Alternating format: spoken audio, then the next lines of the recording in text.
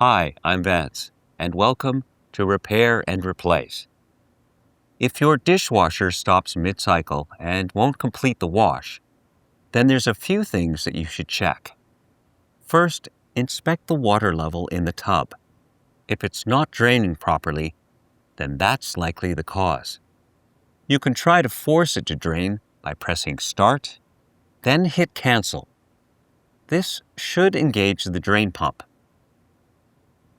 You can also try another cycle, but check that the door latch is fully engaged.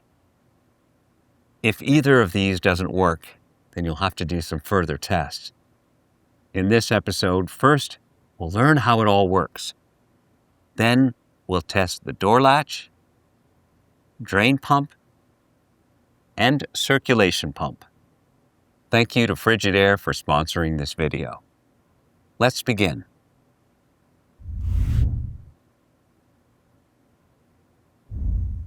Most dishwashers work in the same basic way. It's a tub with a spray arm that showers your dishes with water. There's an element to heat the water, a pump that circulates and sprays it, and another pump that drains it. By combining these simple components in different ways, the machine creates its various wash cycles. Let's take a look at a typical pre-wash, main wash, and rinse cycles. When you start a program, a pre-wash begins. First, the drain pump runs to clear any dirty water from the sump basin. Next, power is sent to the inlet valve, which fills the tub with warm water. This cycle does not use detergent and is usually heated only through the hot water supply. Once it fills, the circulation pump forces the water through the spray arms. The spinning is driven by the water pressure. This washes away any large food particles. Next, the drain pump runs to purge the dirty water. During the wash cycle, the tub fills with water again. For a high temp or heavy wash setting, the heating element will raise the water temperature to improve cleaning performance. Next, the dispenser releases the detergent, which dissolves into the water. The circulation pump runs and sprays the dishes. This will run for up to an hour. Then the drain pump clears the tub. Next is the rinse cycle. The tub will fill and the dishes are sprayed again. Rinsing, and on some models added heat, help remove any remaining residue. Finally, the tub is drained and the dishes dry. If the door latch is faulty, then the dishwasher might interrupt any of these cycles. A faulty circulation pump and low water pressure can also cause the cycle to stop. Now, if the drain pump fails and the tub can't drain, then the dishwasher will stop because it can't move on to the next step. To begin, you might need a screwdriver or nut driver, pliers, and a multimeter. You might also need channel lock pliers, an adjustable wrench, and a socket set. Keep in mind, there is some variation between models, and not all dishwashers will have the same parts. You can enter your model number on the AMRE Supply website to see a parts breakdown. This can be helpful to show you which parts are in your dishwasher and where they are located.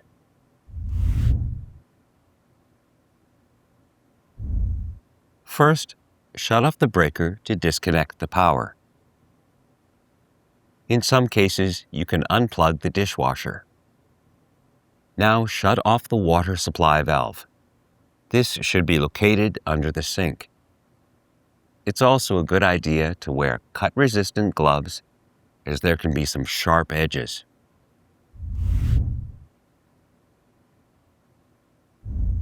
First, open the door. Now remove each of the mounting screws on the inner panel. There might be several larger screws. Remember where they go, as using the wrong screw in the wrong hole can damage the mount. Now remove the outer panel. The user control board and door latch are often located in an upper module. Now remove the mounting screws. Tilt the panel forward and disconnect the wire harness. And remove the module.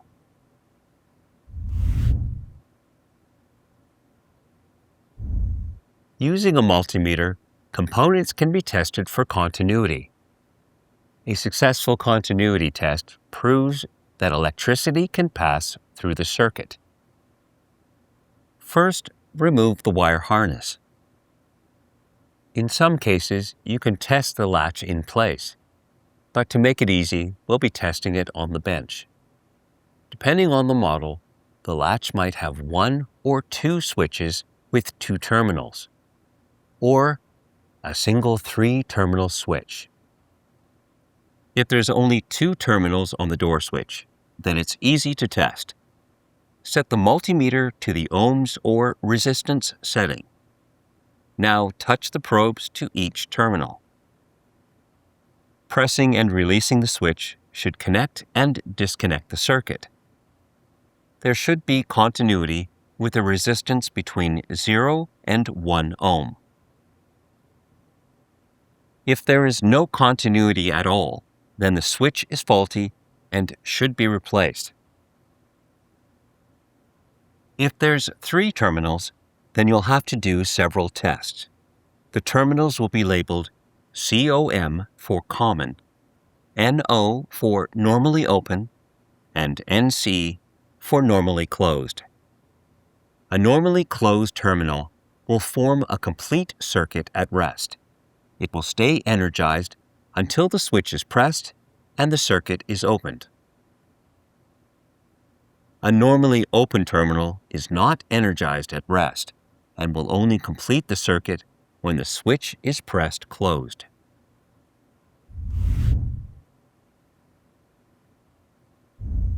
First, disconnect the wires. Unscrew the door latch from the mount. In some models, you might need to release a retaining tab. Now remove the latch. Align the new door latch into the mount. Next, tighten any mounting screws. Now reconnect the wires.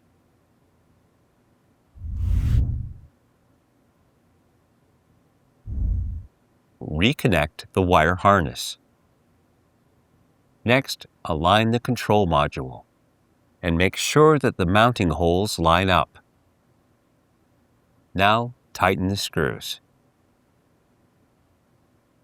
Slide the outer panel onto the mount. Make sure to align the edges or the holes will not line up. Now, tighten the screws.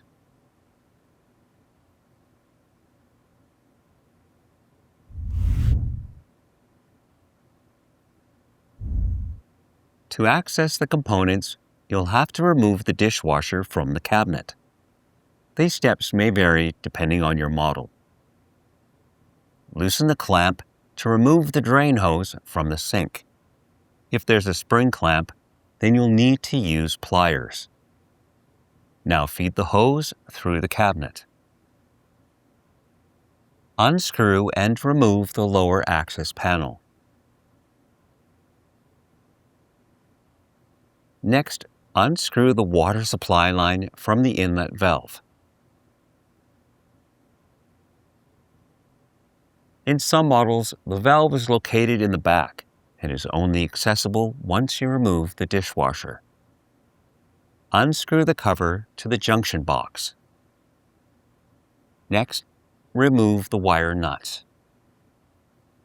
Now unscrew and remove the ground wire. Unscrew the strain relief. Now remove the wires. Open the dishwasher door and remove the mounting bracket screws. You might need to adjust the leveling legs to lower the dishwasher. Now carefully slide the dishwasher out.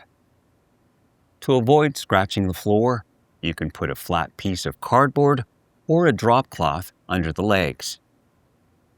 Now tilt the dishwasher onto its back.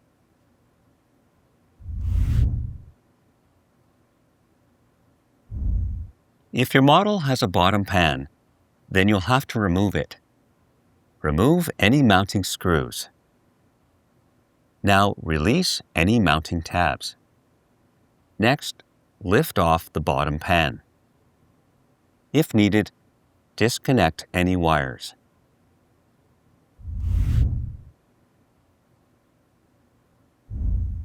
We can test the pump motor while it's still mounted in place. It's always best to take a picture of the wires for reference. Now disconnect the wires. Set your multimeter to the resistance setting. Touch each probe to each terminal. There should be a resistance reading of 10 to 100 ohms. If there is no continuity, an infinite reading, or a resistance in the millions of ohms, then the pump has failed and should be replaced. A continuity test will only show if the pump has failed electrically. It's still best to check to see if there's anything jammed or blocking the impeller. If the pump has failed the continuity test or does not spin freely, then it's best to install a new one. You can see how to replace the pump in the video linked below.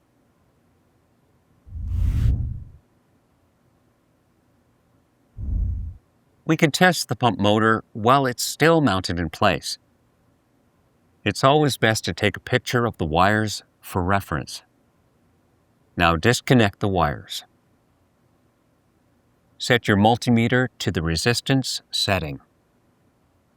Touch each probe to each terminal. If there's more than 2 terminals, then you'll have to test each pair. There should be a resistance reading of 10 to 100 ohms. You might get a different reading between each pair. If there is no continuity, an infinite reading, or a resistance in the millions of ohms, then the pump has failed and should be replaced. Some circulation pumps have additional terminals for a built-in heater. These will have a resistance reading of 10 to 30 ohms. A continuity test will only show if the pump has failed electrically. It's still best to check to see if there's anything jammed or blocking the impeller. If the pump has failed the continuity test or does not spin freely, then it's best to install a new one. You can see how to replace the pump in the video linked below.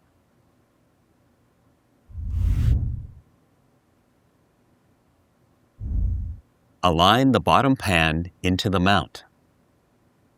Press in to lock the mounting tabs. Now tighten the mounting screws.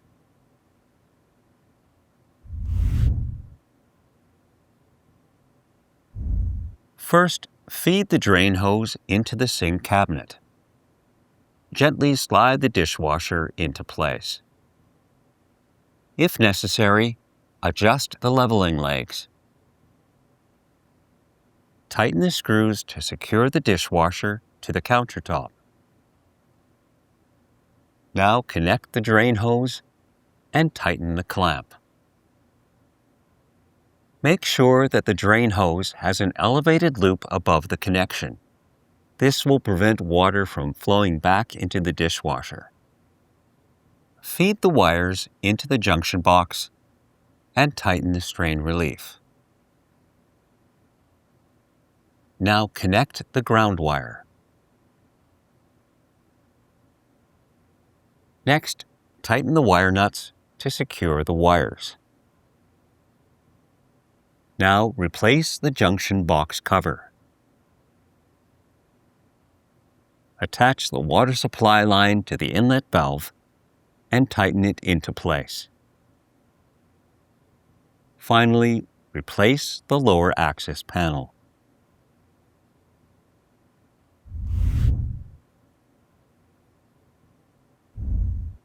Turn on the water supply.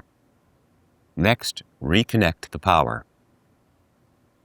Now it's best to test the dishwasher to see if it's working properly. You can start a cycle even without any dishes or detergent. If this works, then cancel the cycle and run a full load of dishes. If you found this episode helpful, then subscribe to our channel. And when you need a replacement part, you can get it online or in one of our AMRE Supply branches. Thanks for watching.